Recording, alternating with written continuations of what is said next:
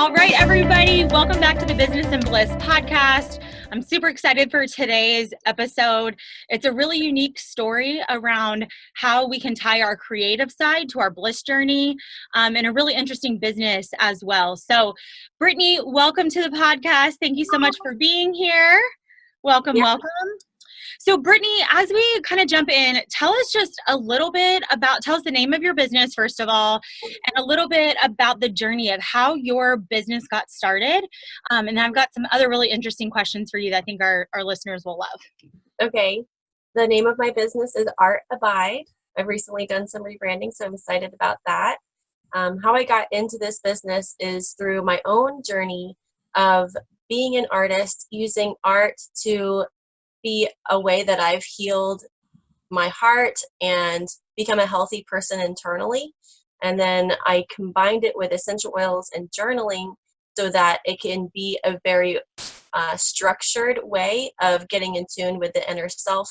And so I help people get in tune and hear themselves and ask questions and get an answer and process those answers through this structured creative experience.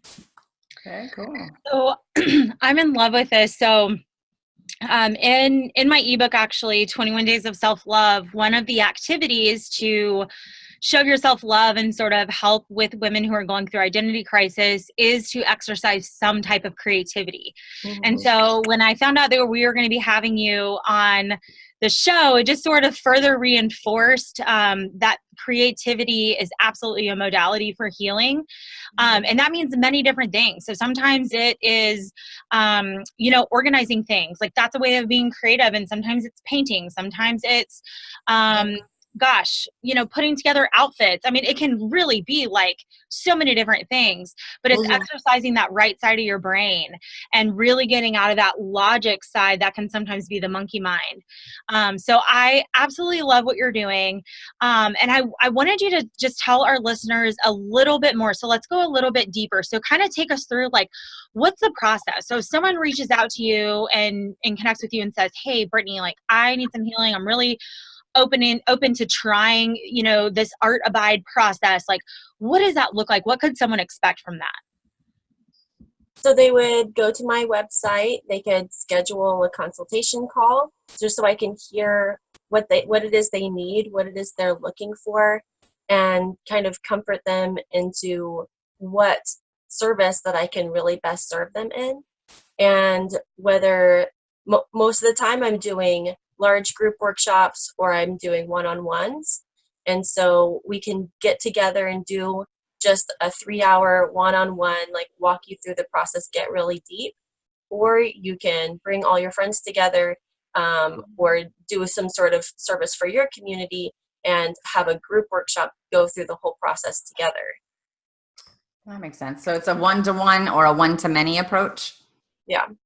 Okay. I've also done couples, so a couple can get together and work on something together, and I would just walk the both of them through it. Okay. So what would be an example? So if you're doing, a one-on-one session with someone, or even your group coaching, I guess, like give me more meat on that. Like what does that look like? Like how do you have someone use art for healing? Like what are the details of that?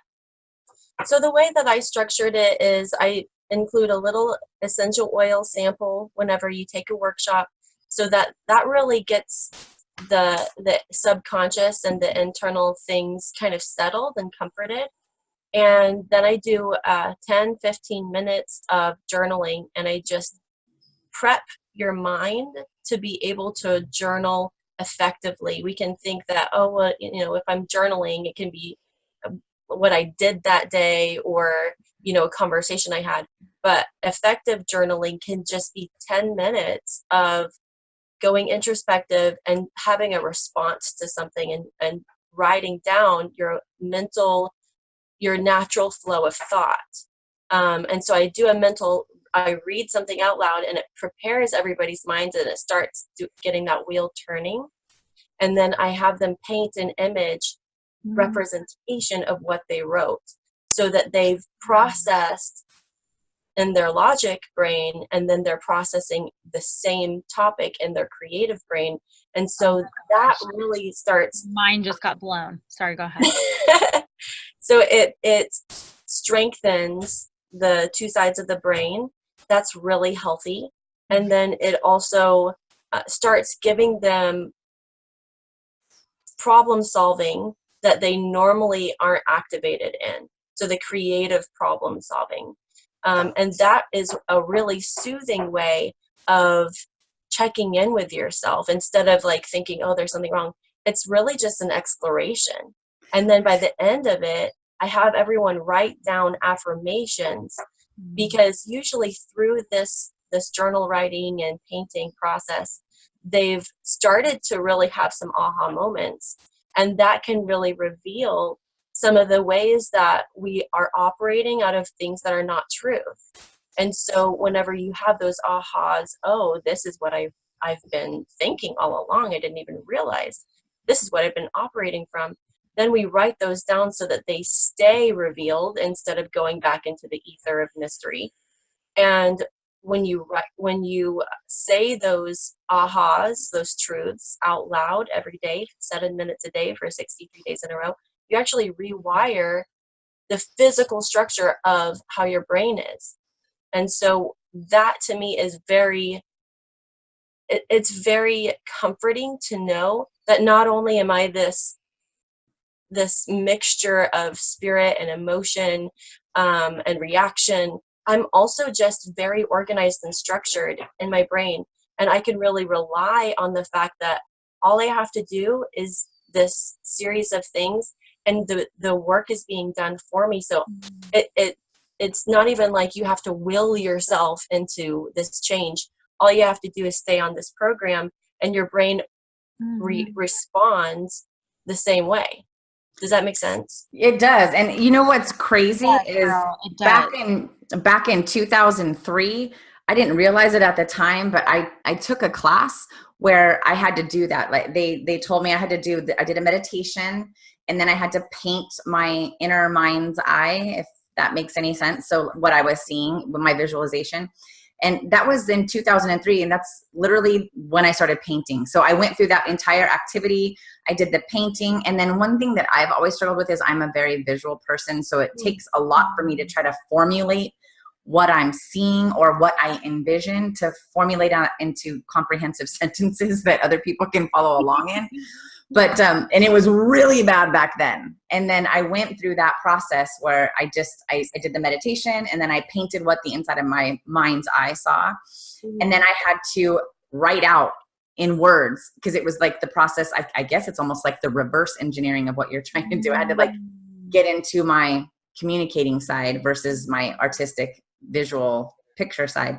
But it was a really cool experience. And I remember back then it was like, wow, I just got rid of all this, like it was like I got to let go of this creative energy, if you will. And it felt good. And then I started painting like all the time, and I still paint to this day, but it helped. So I think that's. Is that one of your paintings behind your head, Jen? Yeah, it is. Yeah. For anyone who's watching on YouTube, you can see the work of the artiste. Yeah. Yeah. That's one of them. That one's like 3 years old. Yeah. But no, that's amazing, because you know what you're both saying. And I believe this. I believe that any type of creativity is a form of meditation. Yeah. It's a form of, right? And when we think of meditation, you know, they say that meditation is listening. And so through that creativity, it's believed to open up like a portal, a channel for you to like connect to your higher self. And you know, when you're ever like in the creative zone, and I'm sure you guys are both artists, so you know this, but for those listening, when you're in that creative zone, like you're a little bit on a different vibration. You're like a little bit in a different place. Yeah. Right? Energetically, you're on a different level. So Brittany, I absolutely love the work that you're doing. And you know, I feel kind of left out because I haven't had this transcendental experience. So I really need to get my crap together and like have someone do a workshop with me. But wow. You're going to love it when you do it. I'm going to love it. I'm going to just like be so high on another level. I don't even know if I'll be like of this earth anymore. So I'll let you guys know. That's awesome. Because everything you do is just excellent on that level. Yeah. It's so cool. I know that's ironic that the picture behind me, I painted it 3 years ago when I first started staying at home with the kids. And so my meditation process was like, I had just basically resigned. It actually had been about 8 months since I resigned from corporate America and became an entrepreneur while still trying to juggle becoming a stay-at-home mom. And you can see there's a lot of red and passion and stuff. There's a little bit of darkness. And yeah, it's like an emerging, you know what I mean? Like emerging in the darkness. Oh, cool. I get to raise my kids. Yeah. It was pretty cool. It. So you should do it, Lisa. You should totally do it. I'm totally going to do it. So that brings me to another question. So, I do want to connect this back to like how this concept can help people in that corporate setting, right? Because I think, we've all done, my experience with painting is like wine and canvas. So, I mean, I don't know. I mean, I feel pretty transcendental in that experience, actually, depending upon how many glasses of wine I have. However,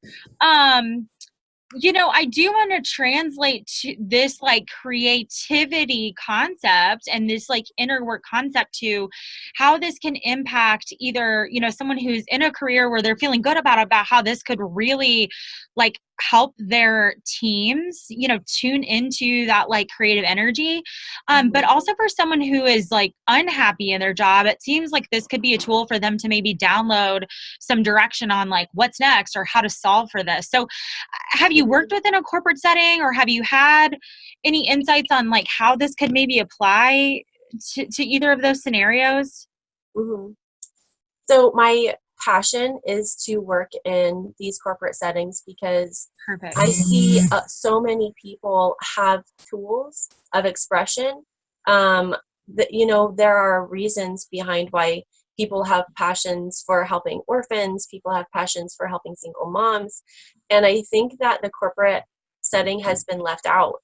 And so these people are in this machine, right? And they are day in and day out, and they're really a huge effect on our world. They're doing things that really affect the United States or global. And so I want to get into those spaces so that they have that a new voice. They're not just a number or just a cubicle anymore. I want them to have like the individuality in a healthy way and feel seen. Does that make sense? Yes. It does. Jen, since you're a visual person, like if you're visualizing, like how would you visualize this happening, right? I guess I'm seeing this happening. I'm seeing this as like a team activity, right? And you're going through this process. I'm just envisioning, and I want to hear, Jen, from your thoughts, because I can feel like you visually translate things better, but like I'm envisioning the connection that's happening amongst this group is like intense, especially if they're sharing out. I'm envisioning the joy that's happening because people are tapping into that authentic part of who they are. Yep. I'm envisioning some of the clarity that's happening with like missions and communication. I mean, Jen, do you see where I'm kind of going with that? Like, how do you envision this applying? I do, and it's actually really interesting that Brittany talks about that. I'll just self-disclose something that we're working on in our company.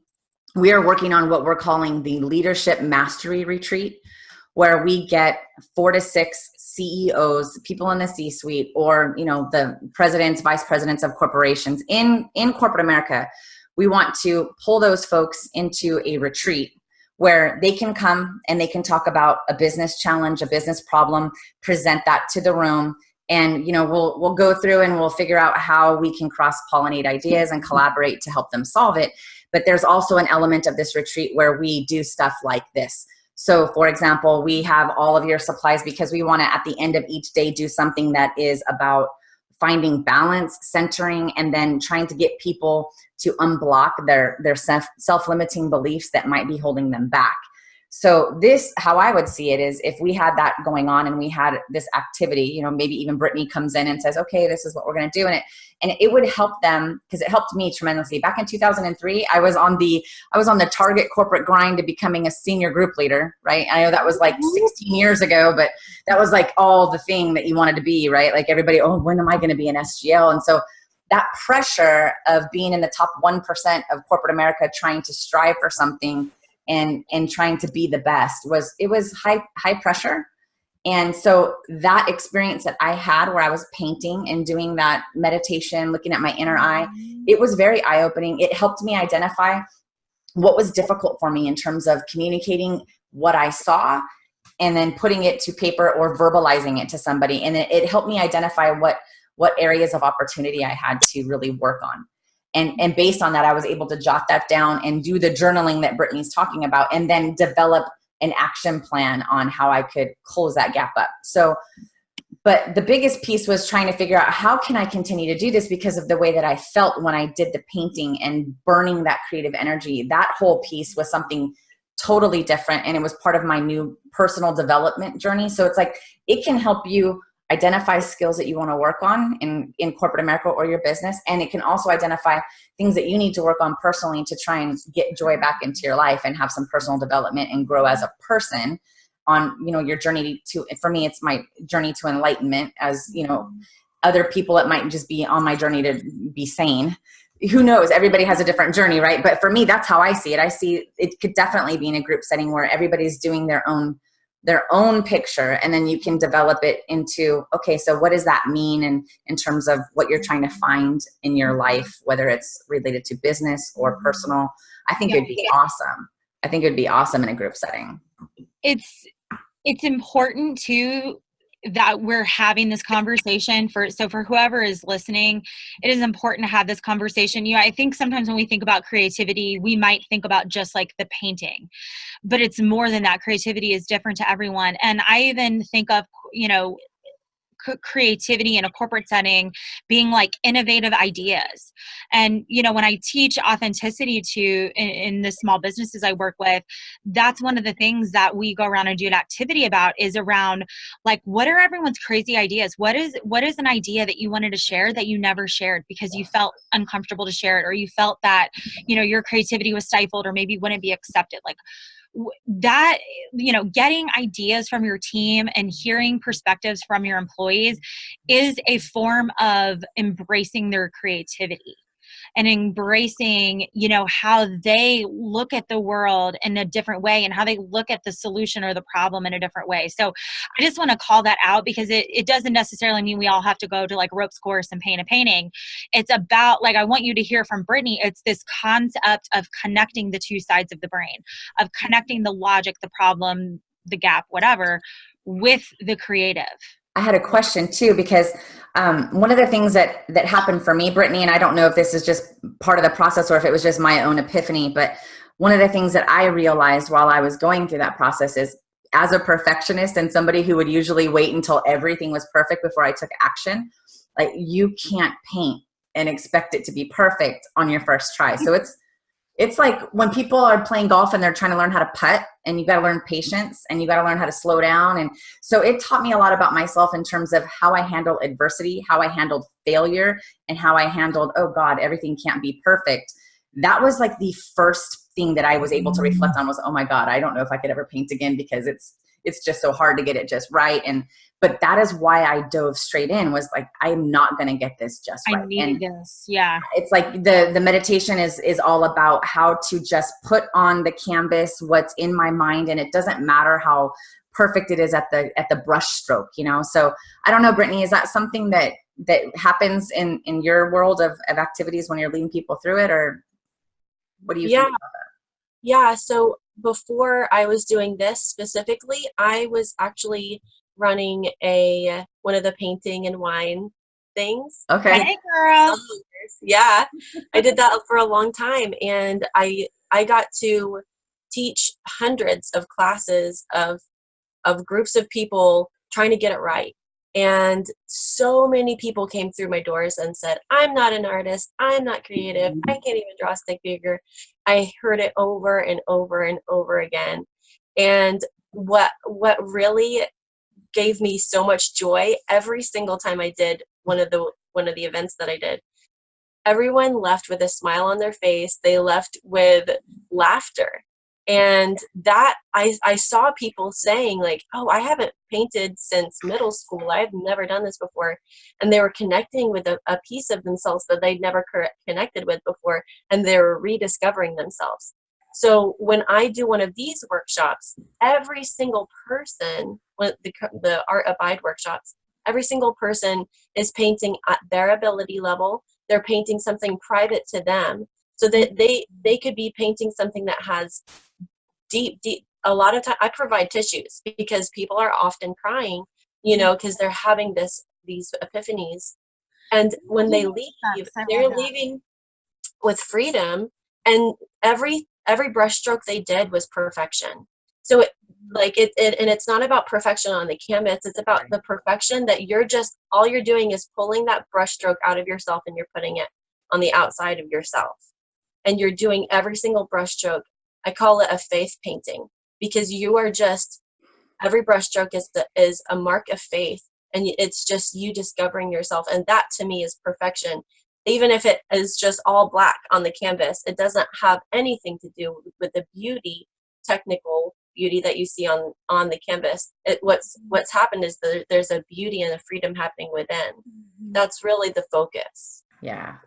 And that's the beauty of the entire activity. It's so cool. It is very cool. Brittany, do you have a testimonial or, maybe a client with anonymously, of course, that stands out to you? If you could just share like an example of an experience that someone may have from this. Well, yeah. By the way, on my website, I have a testimony page. So if you'd like to look into that, just see how people are responding. The person that stands out to me the most is one of the bigger influencers in my community. I was surprised she came to the workshop, because I just, those people that have so many things on their plate, you just assume like they're always going to be busy. But she chose to come to one of these workshops, and I was so glad she did. She had her own epiphanies. She left. The next day, for the next 3 days, she contacted me for the next 3 days and just said, thank you. I can't tell you, I slept better than I ever slept that night. And I have continued to be benefited and blessed by the workshop that we did that night. And then also, she sent me a picture of the table of contents for a new book that she's writing. And she said, I would not have been able to hear this table of contents. Before she wrote the book, she just wrote the table of contents. And she said, I heard from God these exact names of these chapters because I got in tune that night. So I'm looking forward to reading her book eventually. That's amazing. The fact that you helped clear energy for someone to write their book, to share their message. I mean, if that isn't a humanity handshake, I don't know what is. I mean, geez, that sounded real country. It is. Well, you are totally in Texas right now. Okay, Brittany, so tell us more. So I want to ask, so you're obviously in the San Diego area, right? Mm-hmm. So for someone who isn't local to you, I believe you started to tell me a little bit about a workbook or something that you have coming out this fall. Tell us a little bit more about that and what you're essentially giving birth to through that book and what that would look like. Yeah, I'm doing a workbook that's going to help people walk through the workshop itself, that they can just do it at home. And then I'm also going to be really diving in deeper about the affirmations, which I believe are the long-term benefit of doing these workshops. The workshop itself is amazing, as we've talked about, but the long-term is rewiring your brain. And I'd really like to focus on that in the workbook. And then I am also coming out with a podcast, and the podcast is going to be primarily based off of the research that I'm doing and the ahas that I am having during writing the workbook process. That's cool. I love that. I firmly believe in my heart that once we learn something or become aware of something, that we have a incredible responsibility to share that with other people. And just thank you for doing the work that you're doing, obviously to help people, but then also thinking through, gosh, how do I reach as many people as possible? And how do I sort of enhance this collective healing that's happening and needs to happen across our planet right now? So that is amazing. So Jen, any other questions on your end? I really just wanted to, I think the last question that everybody probably wants to know is, how do we find you? Yes, that's what I wanted to ask. I just didn't want to close the conversation. I agree. How do people connect with you? Do you do virtual consultations? Like, give us all the goodies on that. Yeah, if you're looking for a one-on-one, I can absolutely do a virtual, like a Zoom that like we're doing right now. And you have the materials in front of you and I just walk you through it. And also I want to encourage you that after you do the work process, the workshop, that you can go and journal. Even if you don't have paint, you can journal anytime. And I'm going to show you and give you the materials and the tools you need to be able to take this and make it a daily practice, or make it a practice that you do it anytime you need it. I'd really like to not only have people use my product for me and my benefit, but I want them to become independent in using it. Mm-hmm. Makes sense. I love that. I'm just kind of thinking through, because you said, people would have their supplies with them and everything. And I just wanted to share so that this isn't overwhelming to anyone, or hopefully maybe this will make it feel less overwhelming. But I remember I went to a detox spa in Palm Springs. It's called We Care. If anyone is looking for a place to get away and do a detox, it's amazing, great healing, just incredible. And while I was there, they encourage creativity. And so I literally just went on, I'm going to say the A word, Amazon. And I just bought like a pack of canvases, a set of paint, some brushes. I mean, I did buy an apron because, I have to have all the accessories. But anyways, and I just painted. And like what I painted, I mean, I actually was cracking up because I'm like, this is so ugly, but in a funny way. And like, this is hilarious, but it was so healing. And so I'm just going back to what you were saying about, people leaving those painting parties laughing and cracking up and, probably, poking fun at each other a little bit. And like, that's what it's about. It's about realizing you are perfect in your imperfection. Yeah. And that's exactly what you're helping people embrace. And you were doing amazing things. I'm so thankful that we had you on here, because this is a very unique twist on how to connect business and bliss. And you're just amazing. So thank you. Tell us how to get a hold of you. Yeah, go to artabide.com. That's ARTABIDE.com. And you can schedule a consultation phone call and I'll be able to contact you that way. Or you can email me, Brittany Paige at artabide.com. You can also find that on my website. And we can just get in contact with one another and make sure that your needs are being met. That's Brittany, awesome. can we stalk you on social media? Do you have Instagram? I do. I have Instagram. art.abide is Instagram. And then Brittany Paige, Art Abide by Brittany Paige is my Facebook. And those links are also go ahead and give you a follow. Okay. I'm already following your personal page, but now I just followed your business page too. Okay. Awesome. Brittany, thank you so much. You are such a beautiful soul. You have such a calming energy, which is nice for my like chaoticness over here. So awesome. Absolutely. Brittany, it was really nice having you on. Thank you so much for sharing your message with our audience. Oh, thank you. You guys have been so great. Thank you for encouraging me. Thank you for getting the work that you do, and you're getting supporting so many people through just doing these interviews and giving people access to the different options they have to live their bliss. Yes, absolutely. Woo! Cold chill. I love it. All right, everybody. You heard her. All right, girl. Wish you the best. Bye. Bye. Bye.